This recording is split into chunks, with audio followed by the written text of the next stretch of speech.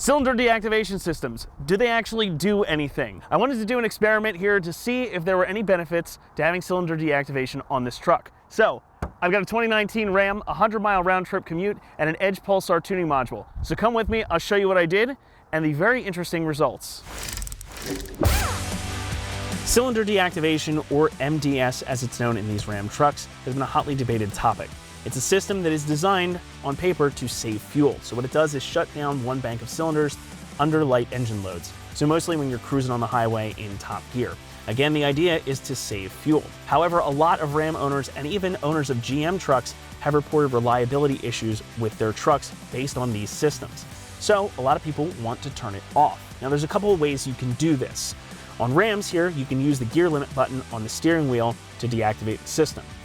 You have to push this though every single time you put the truck in drive. Regardless of whether or not you shut the engine off, every time you put it in gear, you've got to hit that button. Now I don't know about the rest of you, but there is no way I would remember that. Another option is an actual physical mechanical kit.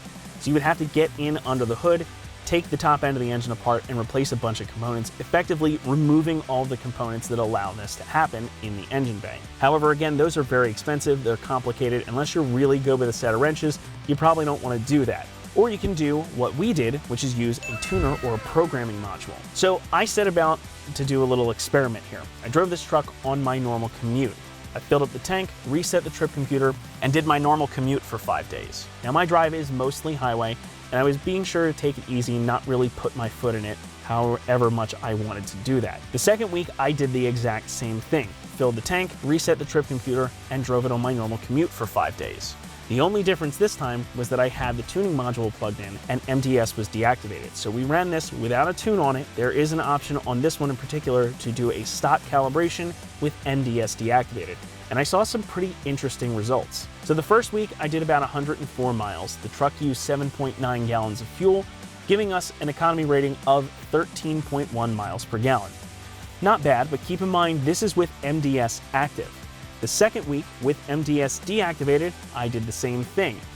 This time, I did about 102 miles. The truck used 7.5 gallons of fuel, giving us a rating of 13.5 miles per gallon. So it actually did better the second week with MDS turned off, which I think is really interesting. Not only that, but the truck also drove better because I wasn't waiting for that extra bank of cylinders to kick in, and I wasn't waiting then too for the transmission to downshift. So there weren't two steps to it. If I needed some power, put my foot in it a little bit, transmission would downshift and the truck would take off.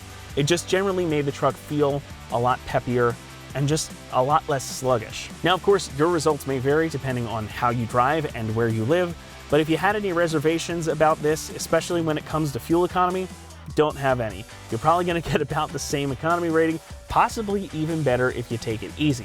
Anyway, that's gonna do it for this one.